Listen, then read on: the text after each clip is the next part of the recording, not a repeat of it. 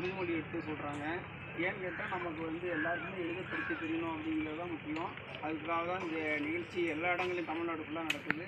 அதனால் என்ன வருகை பொருள் எல்லாருக்கும் நன்றியை தெரிவித்துக் கொண்டு, என்னுடைய மகள் பிரியா அவர்களுக்கும் நன்றி தெரிவித்துக் கொண்டு, என்னுடைய குழந்தைகளுக்கும் நன்றி தெரிவித்துக் கொண்டு, எல்லாருமே என்ன தொடர்ந்து இது போல் வரணுங்கிறத நான் கேட்டுக்கிறேன். படிமன்றத்தை படிக்கணும்.